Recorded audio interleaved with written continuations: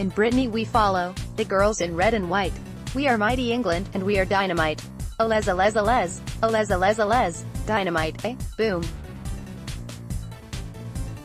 It's a funny old game, apparently, and one of two halves, someone once said. That someone has obviously listened to one of Mo Marley's halftime team talks. Whatever was said in that portacabin dressing room during those 15 minutes, she sent a completely different bunch of players out for that second half today as for the first. Back to St. Malo once again then for my penultimate day of action at the Under-20s Women's World Cup, and it was the best kind of match days, a young Lionesses match day.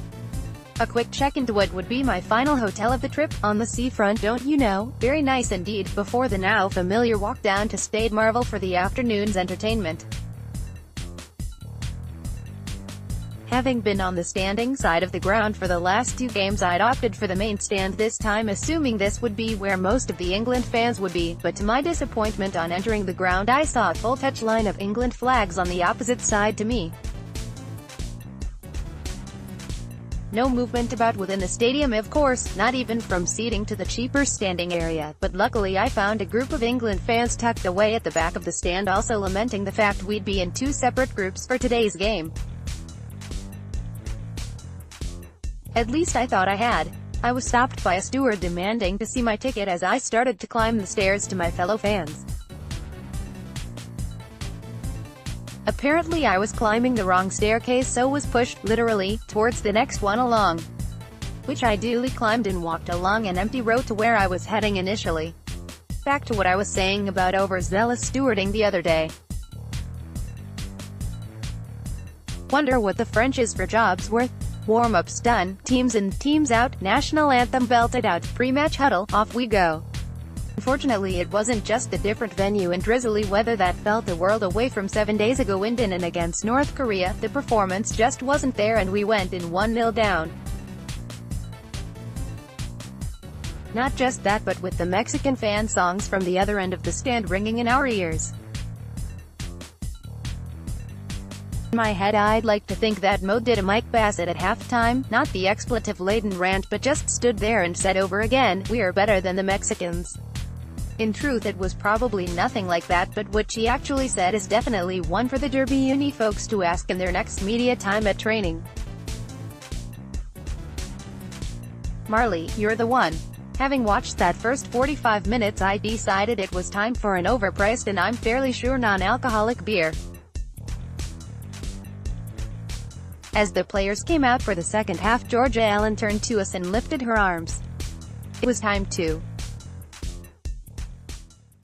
Apparently it was very real though, an absolutely sensational performance from the young Lionesses, and to be honest it really could have been more. Unbelievable, Jeff.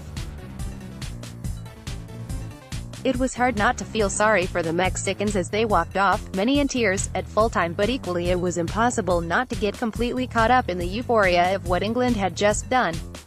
Brief hugs for players and families pitchside before the latter headed outside to wait for the former by the bus. Had I gone out with them I wouldn't have got back in for the day's second game, so instead went to do some shopping, and thanks to FIFA's unique currency system, pre-bought jetons, or tokens, managed to pay 3 jetons, seemed fine in my head, equivalent of €9 for a tournament keyring without really thinking about it. 9 sodding euros for a blimmin' keyring. Good job, we'd won.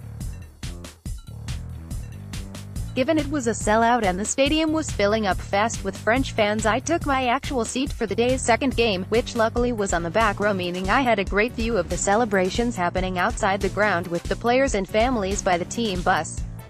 Dancing, singing, pictures, a really special way for them to celebrate a really special win. Eventually the England coach drove out of view with police motorcycle escort just as the two teams emerged for the next match. The French were in fine voice as La Marseillaise rung around the stadium. What an anthem it is as well, especially in that setting. French fans were in dreamland by halftime thanks to a very impressive Amélie Delabra hat-trick, which I understand from Rich Laverty relegated Lauren Hemp to the third youngest hat-trick scorer at an Under-20s Women's World Cup about as quickly as she scored it. At the end of the stand quite a commotion turned out to be Camille Abbely patiently taking pictures and signing autographs for what seemed like pretty much the entire crowd. not quite the same second half, but the French added a fourth to their tally. It's good but it's not six, is it? Meaning the faithful left happy with their free tricolores waving. As did I, happy that is, for it had been a most memorable day. About as good as they come watching football, in fact. Alas, my time in France is almost at an end though. 2 final games tomorrow back and in, and so I'll save my thoughts on experiences of the tournament as a whole and on following our young lionesses for my final blog. Until then, Marley, you're the one.